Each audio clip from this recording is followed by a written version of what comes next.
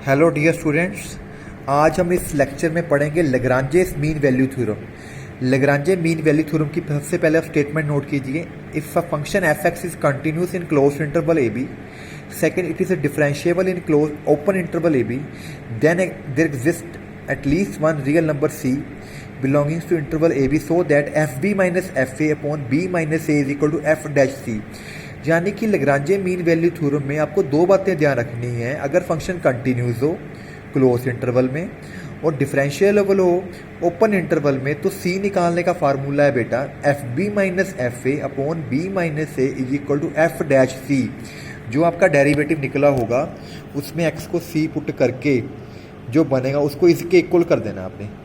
Rolle's theorem में तीन conditions थी, लेग्रांजे मीन वैल्यू थ्योरम में दो कंडीशंस होती हैं। अगर कोई क्वेश्चन दो बातें माने ये वाली, तो उस पर हम लेग्रांजे मीन वैल्यू थ्योरम लगाएंगे। ठीक है जी, क्वेश्चन देखिए, examine the applicability of Lagrange mean value theorem in interval 1 to 4।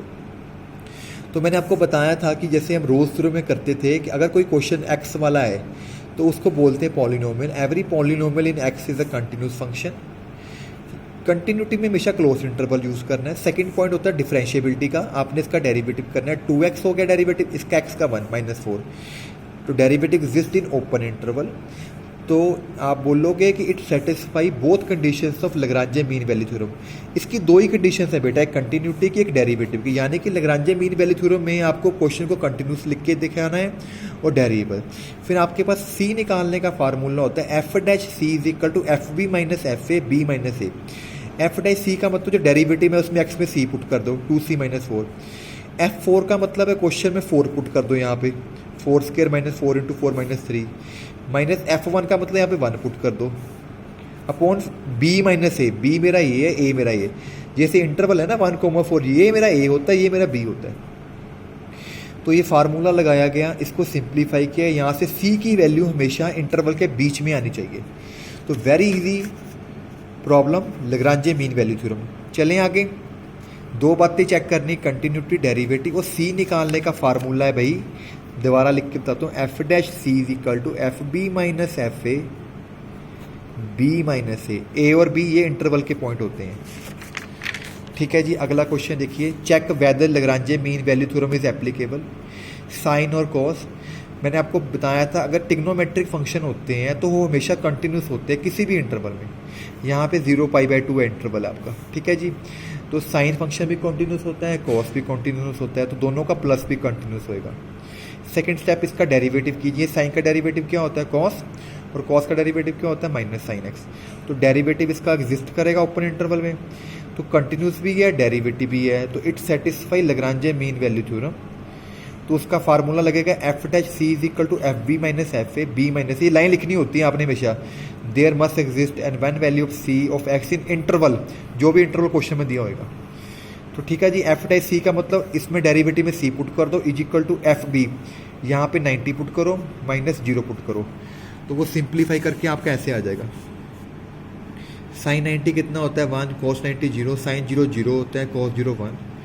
तो यहाँ से इसको सॉल्व, ऊपर सारा कट के 0 ही हो गया। Sine c is equal to cos c आ गया, डिवाइड करके tan c is equal to 1 आ जाएगा। हमें पता टैन की वैल्यू 1 कहाँ पे होती है? 45 डिग्री पे, तो सी मेरा 45 डिग्री होगा और वो इंटरवल में लाई कर रहा है। ठीक है जी, चले आगे, verify mean value theorem. Mean value theorem को ही बोलते हैं लेग्रांजे मीन वैल्यू थ्योरम। तो सेम क्वेश्चन है, इसमें उसने हमें इंटरवल 4 to 10 दिया है। पहले तीनों को मल्टीप्लाई कर लो, फिर आप इसको ईजिली सॉल्व कर सकते हो। वही स्टेप रहेंगे, पॉलिनोमियल, कंटिन्यूस है, डेरिएबल, ये सी निकालने का फार्मूला लगेगा। सॉल्व करके अगर दो आंसर आते हैं तो जो इंटरवल के बीच में वो लेना है। जैसे 4 to 10 इंटरवल है तो 8 उसके बीच में लाइक करेगा, 4 to 10 में, 4 तो आएगा ही नहीं बीच में। ओके जी, एक क्वेश्चन और देखिए, discuss the applicability of Lagrange. Mod x वाला क्वेश्चन बड़ा इंपॉर्टेंट है, आपको ये यहाँ पे याद रखना कि मॉड एक्स डिफरेंशिएबल नहीं होता कभी भी। तो अगर ये डिफरेंशिएबल नहीं होएगा तो लेग्रांजे मीन वैल्यू थ्योरम इस पर वैलिड नहीं होएगी, इस पर अप्लाई नहीं होएगी। तो आपने हमेशा लिखना कि मॉड एक्स कॉन्टिन्यूस होता है। इसकी डिफरेंशिएबिलिटी चेक करके दिखाएंगे, left hand derivative, right hand derivative. तो लेफ्ट हैंड डेरिवेटिव, क्योंकि डेरिवेटिव निकालने का फार्मूला होता है limit x approaches to c f x minus f c upon x minus c. Okay जी, तो सी मेरा 0 पॉइंट है, तो यहाँ पे f x minus f c, पहले लेफ्ट हैंड डेरिवेटिव में जीरो नेगेटिव आ जाएगा, राइट हैंड में जीरो पॉजिटिव आ जाएगा। एफ एक्स का मतलब मॉड एक्स हो गया, जीरो का मतलब इसमें डायरेक्ट जीरो पुट करोगे तो मॉड एक्स अपॉन एक्स आ गया। जब नेगेटिव होता है तो पुट कर लेते हैं एक्स को जीरो माइनस एच, ठीक है जी। ऊपर मॉड ने इसको पॉजिटिव कर देना, नीचे माइनस एच है, कट के माइनस आंसर आ गया। जब राइट हैंड डेरिवेटिव करोगे उसमें जीरो पॉजिटिव रहेगा तो वहाँ पे आपका जीरो प्लस एच बनेगा, वो कट के आपका वन आंसर देगा। तो लेफ्ट हैंड और राइट हैंड डेरिवेटिव बराबर नहीं आ रहे तो फंक्शन नॉट डिफरेंशिएबल है। So Lagrange mean value theorem can not be applied. Mod x वाला क्वेश्चन आपने याद करना कि इसमें रोल थ्योरम भी एप्लीकेबल नहीं है और लग्रांजे भी थ्योरम एप्लीकेबल नहीं है, क्योंकि मॉड वाला फंक्शन डिफरेंशिएबल नहीं होता। ओके जी, आगे चलते हैं। क्वेश्चन है use Lagrange theorem to find a point on the interval defined in the interval 2 4 where tangent is parallel to the कोड joining the end points on the curve. देखो जो ये लग्रांजे में क्या होता है, एक पॉइंट आपका जैसे x is equal to a है, x is equal to b है, तो कर्व आपका कोई कॉन्टिन्यूस है, ठीक है, कोई कर्व आपका कॉन्टिन्यूस है, वैल्यू कितनी बड़ी जा रही है, ठीक है जी।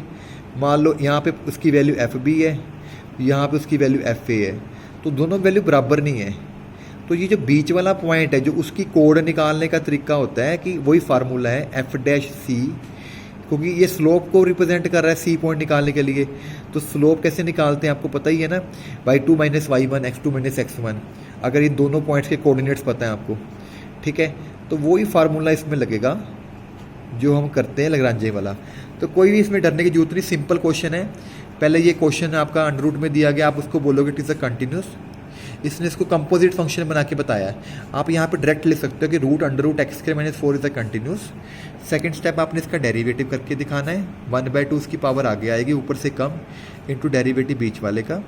सो it satisfy Lagrange mean value theorem. तो there exist a point c in interval 2 4, तो एक पॉइंट सी एग्जिस्ट करेगा 2 और 4 के बीच में, ठीक है जी। तो फार्मूला लग गया f dash c is equal to f b minus f a b minus a, यहाँ पे सी पुट कर लो, 4 यहाँ पे पुट होएगा, 2 यहाँ पे पुट होएगा, वो 0 बन गया। सॉल्व करके स्केलिंग करके सी की 2 वैल्यू आ गई, नेगेटिव वैल्यू रिजेक्ट करेंगे क्योंकि इसके बीच में नेगेटिव नंबर नहीं आएगा, पॉजिटिव नंबर आएगा। जो सी की वैल्यू आ गई उसको इसमें पुट करो यहाँ पे भाई, वहाँ से वाई आ जाएगा। तो ये जो पॉइंट है इनके बीच में लाई करेगा। इसका मैं आपको दोबारा बता देता हूँ क्या मतलब होता है। ये ज्योमेट्रिक मीनिंग होता है बेटा, जैसे कोई एक पॉइंट ए है एक पॉइंट बी है, दोनों की एफ ए और एफ बी वैल्यू बराबर नहीं है, तो इनके बीच में जो कोई पॉइंट है ना, उसकी जो ये स्लोप है दैट इज़ पैरेलल टू इन दोनों लाइंस, दोनों पॉइंट्स को जोड़ के जो लाइन बनेगी इसकी स्लोप के पैरेलल होएगी। अब ये 2 पॉइंट है, इन दोनों के बीच में स्लोप निकालने का फार्मूला क्या होता है, y2 minus y1 upon x2 minus x1, वो आपका बन गया f b minus f a, ये slope of a b line है। अब P पॉइंट पे आपने जो निकालना है, P पॉइंट की जो स्लोप होएगी डेट रिप्रेजेंट डेरिवेटिव, ठीक है, तो इसको हम एफ डैश सी लिखेंगे। तो अगर 2 लाइंस पैरेलल हो तो दोनों की स्लोप बराबर हो, तो ये ज्योमेट्रिकल मीनिंग है इस चीज़ का, ठीक है जी। ज्योमेट्रिकल मीनिंग के अकॉर्डिंग ये फार्मूला बना हुआ सी निकालने का। लग्रांजे मीन वैल्यू थ्योरम हो जाए या रोल थ्योरम हो, इसमें आपने बातें चेक करनी है, कंटिन्यूटी, डिफरेंशिएबिलिटी, उसके बाद सी निकालना है। Thank you very much, doctor Baljinder is a great.